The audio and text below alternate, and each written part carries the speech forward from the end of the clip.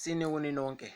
Namhlanje sizokhuluma ngendlela ehlukahlukene zokuthwasa, ama-process abantu abahamba kuwo ngendlela ehlukene uma bezofunga amandla abo obukhosi ngokuphelele. Kahle kahle lapho suke utrainer ukuthi ube yisangoma, ube umakhosi ngokuphelele, ngokulotha amandla akho lapho esuke ezinge khona. Lento ke iye ngokuthi isiko ledlozi lakho lona lihamba kanjani, likubekele kanjani idlozi lakho ukuthi wena uzotrainwa kanjani, yiphi indlela ozoyihamba uzoyofinyelela lapho. Njengoba ke sibona ukuthi khona abantu uma behamba kulo ma-process abo babe nabantu ababasizayo through leyo process, babahamba babizwe athi umuntu lona ugobela wami, ngenzisa ugobela wami. Abanye bephinde bona ke kwelabo isiko bathi elami idlozi lona liyazenzela, isidingo sagobela asikho. Kabanye kube yilaba idlozi elibathathayo emhlabeni wenyama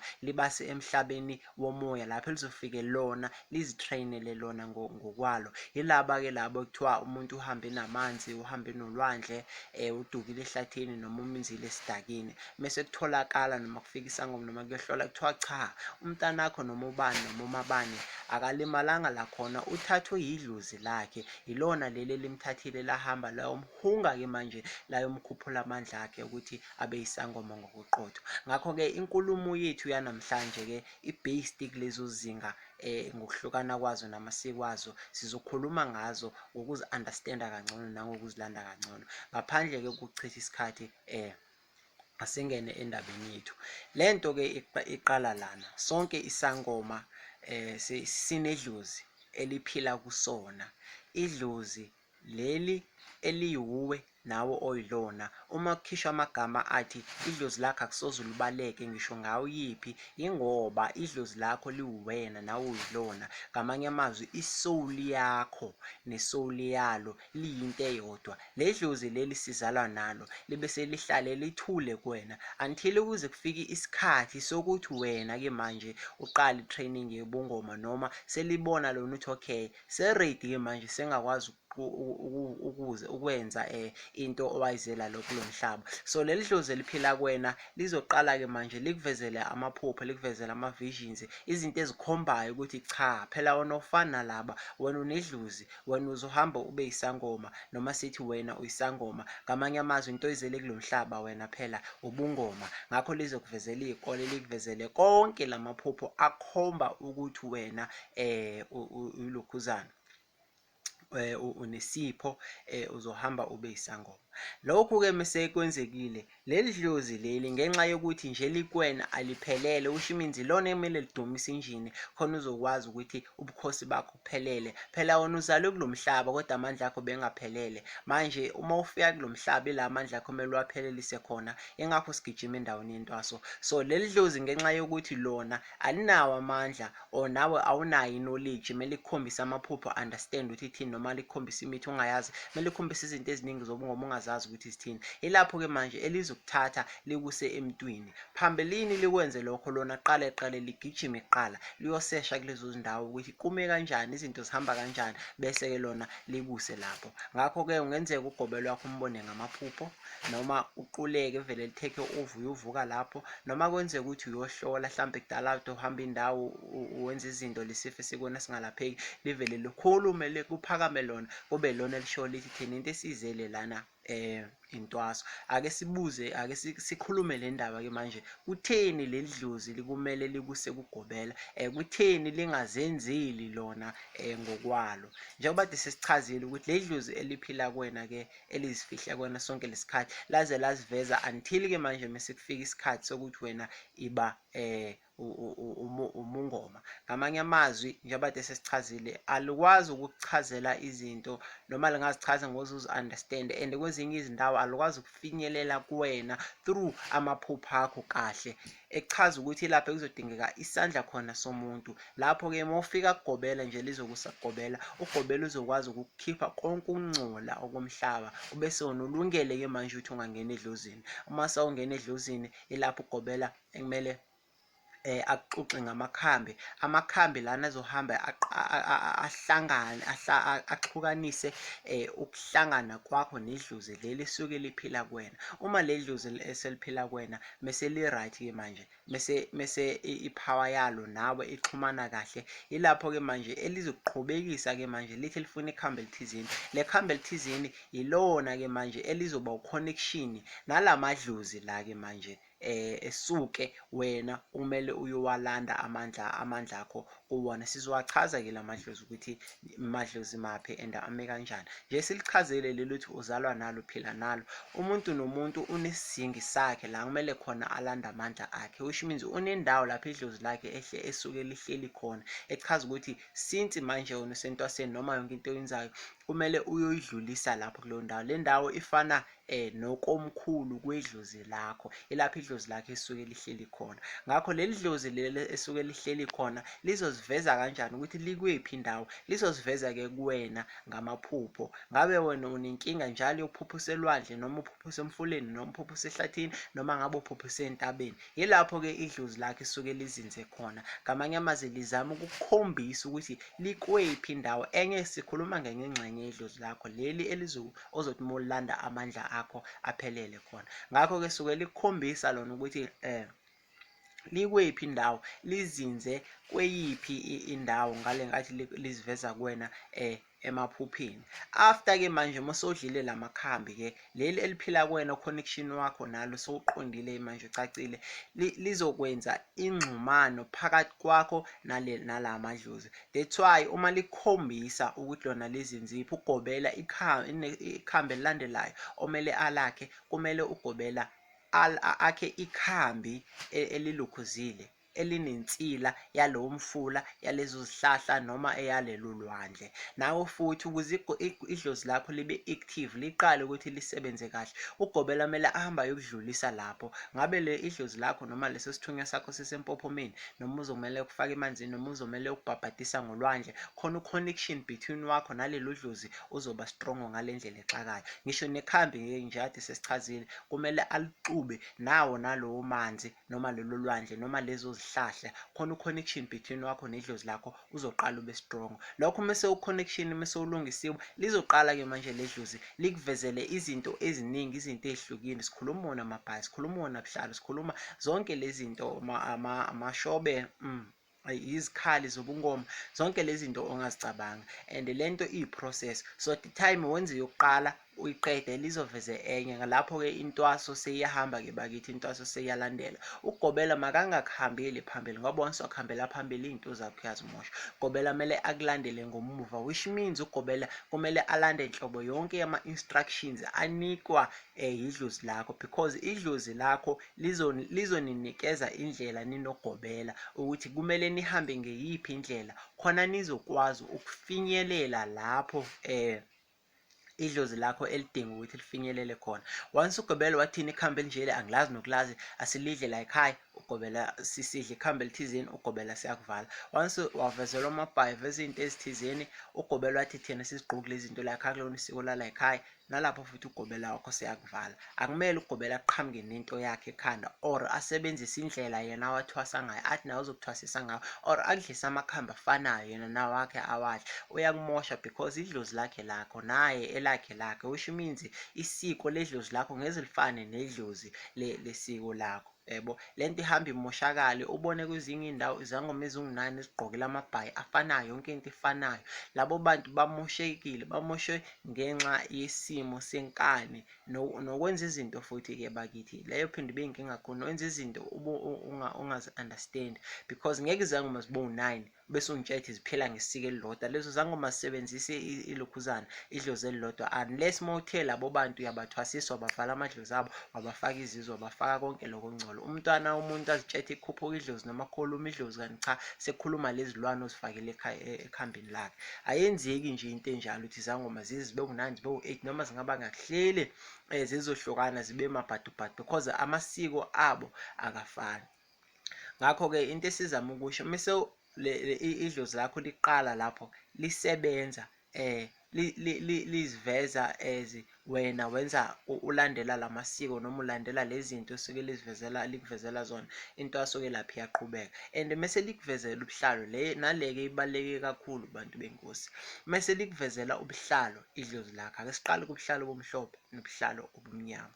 Ubuhlalo obumhlophe kumele amadlozi amhlophe, and ubuhlalo obumnyama kumele idlozi elimbi. That's why most izinto ezinobuhlalo obumnyama zihamba negazi. Igazi alidliwa ebungomeni, alikaze lidliwe. Uma uzohlatshwa isilwane bese udliswe igazi lishisa, leyo nto ichaza ukuthi ufundisa ububi, ufundisa ubumnyama. Ngisho uzothwala ugezwa ngegazi, ngisho nama-satanism nokungcola ugeza ngegazi, ngisho nasebungomeni uma wenza into ezokuhlanganisa negazi uhonga idlozi elimbi, idlozi elimnyama. Into esetshenziswayo inyongo, uyayigeza inyongo uphinde uyiphuze inyongo. Lapho suke ukhetha ini na idlozi elihle, ngoba idlozi elimnyama ngaso sonke isikhathi into yona eliyenzayo or elisebenza ngayo ilento le eyegazi. So le process mase iqhubekile idlozi lakho uyenza lezi zinto leli eliwenzela zona kuze kuzovela indawo lezi ezobuhlalo. Ubuhlalo ke suke selikhomba ke manje ukuthi sekumele ulande lapho esuke lizinze khona lizohlalaphi kuwena emzimbeni wakho. So ubuhlalo obumhlophe kuzohambiselana nezigaba zakho. Izigaba zizoziveza kuwena kanjani? Nazo zizoziveza ngamabhayi, phinde zizoziveza kuwena ngobuhlalo ohlukile. So kungaba ubuhlalo blue, ubuhlalo green, ubuhlalo okuthizeni, phinde kube amashoba amaningi, phinde futhi kube amabhayi amaningi ahlukile. Nesinye isikhathi ungazivezela amajazi awu-4 esithunywa noma awu-6. Lento ikhomba ukuthi izigaba eziphila kuwena zingakhi. Ngakho-ke mase likhombisa lona lezinto 1 2 3 4, wena manje kumele uzilungise in order ukuthi yiphi inhloko, yiphi ezolandela, yiphi emele manje, because once wangazilungisi zonke lezi zinto zizolo. Kufana nasemadlozini elihle nedlozi elimnyama, once wangakhethi ukuthi uzosebenza ngendlela emhlophe ufaka ubuhlalo obumhlophe noma indlela emnyama, lawo madlozi ahamba akubangisane ngawo, which means noma iliphi linayo imvumo ukuthi liziveze kuwena emaphupheni, and into zakho zingaba zinhle esinye isikhathi zibe zimbi ngenxa yokuthi wena ukhethanga. And since ungakhethanga banayo ipower yokwenza noma yini abayifisayo kuwena, elinye ngeze likwazi ukuphikisa elinye. So into ezohamba yenzeke elimhlophe lizohamba lihlehle ngoba lishayisane nento engcolile nento elimnyama, but elimnyama liyakwazi ukungena through into emhlophe, echaza ukuthi kuzohamba kuhlehle elimhlophe usale nedlozi elimbi nedlozi elimnyama. So lobuhlalo lobo uma kuziveza kuwena ngendlela ehlukile, ngendlela ezingafani, wena uzobuthatha ke manje ubulandelise ngesiko ledlozi lakho. Ngisho nobuhlalo obugqokayo ngeze kufane nesinye isangoma ngendlela sona isifaka ngaso. Yabo leyo nto irare ukuthi yenzeka, sometimes yenzeka uma kuthiwa into zenu zihambe zishayisana, but most of the time ubuhlalo bakho uzokufaka ngendlela yakho, ngendlela ehamba ngayo, and understand ubuhlalo kuyakhuluma. Ngisho ukufaka esandleni kuyachaza ukuthi nje ukufakile wona unedlozi elithile, unezigaba ezithizeni, ulothe ezigabeni ezithizeni. Ubuhlalo nakho kubaluleke kakhulu. Mase uyenzile ke leyo nto, ubuhlalo bakho uzobudlulisa phi la izinga la amandla edlozi lakho esuke ehleli khona lelowo mfula noma kulelo hlathi noma kulelo lwandle, uzowadlulisa khona ke manje amandla akho. Phambilini ufake esandleni, ngiyothatha ubuhlalo ubugeze ngamanzi bese ubufaka esandleni noma ufake esandleni, ayisebenzi kanjalo. Lo buhlalo akunamandla, kuwiki. Ubuhlalo kwakhela ukuthi kuhlale idlozi. Ngakho uma ungakudlulisi la idlozi lakho esolihleli khona ke manje lizohlala kanjani ebuhlalweni bakho ilokhuzana idlozi. Ngakho kubalulekile ukuthi sikudlulise phi lapha idlozi lakho esuke lizinze khona, phambilini ukufake khona. Enye into futhi, phambilini ubuhlalo ukufaka only izigaba zakho mase ziqondile, mase zilungile, which means into yakho izoqala ey'ntambeni, because iy'ntambi izona eziclarifyayo ukuthi leli dlozi lime kanje, iliphi elikhulu, iliphi elokhuzayo ekumele lilandele. Lapho suke wakhana ubukhosi bakho, suke wakha izinhloko nezinhlokokazi zobukhosi bakho, wakha ama-rules wakho, umthetho, uhlalo, umntambo zikusiza lapho. Mase iqondile manje into sowuzoyibopha ke manje ngqike manje sowuzofaka ingidi lapho ingenelela khona ubuhlalo, because idlozi alikwazi ukuhlala kuwena ubuhlalo kungekho. That's why abanye bagcine sebathi nginenkinga yomqolo, nginenkinga yomgogodlo, ngiphethe ikhanda elingaphili, izinyawo zami ziqinile, izinyawo zami zinenkinga, because idlozi malifika kuwena fike lihlale enyameni, kanti idlozi alikwazi ukunamathela enyameni, lihamba liyohlala emathambeni akho emzimba lapho ekuzohamba likusinde bese likudalela inkinga, because idlozi alakhelwanga ukuthi lihlale lihlale emntwini, ingakho sisebenzisa ubuhlalo. Emandulo-ke akusetshenziswa izinto ezingayona oplastiki isikhathi esiningi, because namanje abantu abafaka uplastiki ezandleni amandla abo abawaluthi ngokwanele, yabo. So kwakusetshenziswa amatshe, ilukhuzana, izinduku zakhiwe kahle zenzuke ubuhlalo, kwakhiwe isonto, zonke lezo zinto. The time ubuhlalo bakho kuyileyo ndlela, the time u receive more power, because idlozi alikwazi ukuhlala kuplastiki, yabo. Liyakwazi ukuhlala entambeni temporary, but lidinga into elizofike likwazi ukuthi linamathele kuyona. Ngakho-ke ngaleyo ndlela nizokwazi ukusizana nogobela wakho, as long igobela wakho understanda noma elandela imithetho yani yedlozi lakho. Bese kuba yilaba-ke laba abalokhuzayo abathi mina idlozi lami bakithi liyazenzela, idlozi lami alithwasiswa, akudingi ukuthi ngize ngihambe ngemntwini othizeni ozongithwasisa. Njengoba sazi-ke bakithi ukuthi ekuhambeni kwesikhathi sonke siyalidinga usizo, siyadinga isapoti, siyadinga ukubonisana, silungisane nalapho esididakale khona. So into yabo yona bona-ke ime kanje. Wena ngale nkathi ukhonjiswa ogobela, and uma uzokhonjiswa into eyokuqala mhlampe ube nenhlanhla ukuthi uyenze, but yosibili engacaci, yabo. Nezinto eziningi zididana emqondo wakhe, yabo, nje vele kube chaos, uvele ube lost, elapho ekudingakala ugobela. But bona into yabo ayibavezeli ugobela, bona into evele yenzeke idlozi vele lingene straight emsebenzini, libavezela amabhali, bavezela ukuthi, and uma yenza leyo nto umuntu kuzovela enye, uma yenza enye into kuvela enye, uma yenza enye into kuvela enye, uma yenza enye into kuvela enye.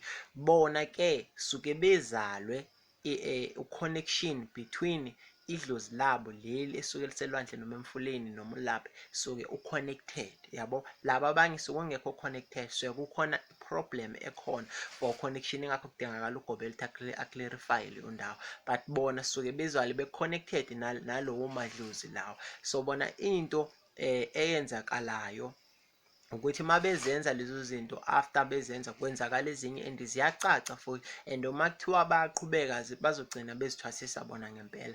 And inkinga ihamba-ke ibilana-ke, idlozi lona linalo ulwazi, liyakwazi ukuzivezela izinto, but wena as inyama eziwena awunalo ulwazi, yabo. So uma uzovezelwa ubuhlalo ngoze ubu-understande buvela buningi, kuchaza ukuthini, yabo.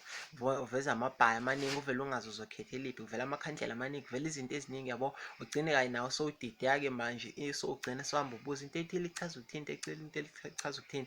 Ingakho-ke manje kudingakala umuntu ozongena kuwena halfway, yabo. Angabi ugobela, but yabo ugobela kuwena halfway, yabo. Lapho odidakala khona angenelele khona, yabo. So uma uphupha into achazele isho ukuthini, mawenzele until uzo-understand nawe ngokwakho izinto ozibonayo ukuthi le ichaza ukuthi, le ichaza ukuthi, le ayichaza ukuthi, yabo. So nabo bayabadinga-ke abantu abazosizana nabo. Bese kuzoba khona lana-ke, yabo, laba ba-unique, laba ba-rare, yabo, laba ba-special ngendlela exakile, and out of 100 ngaba khona umuntu oyedwa ngendlela aba-rare ngayo and nendlela aba-gifted ngayo.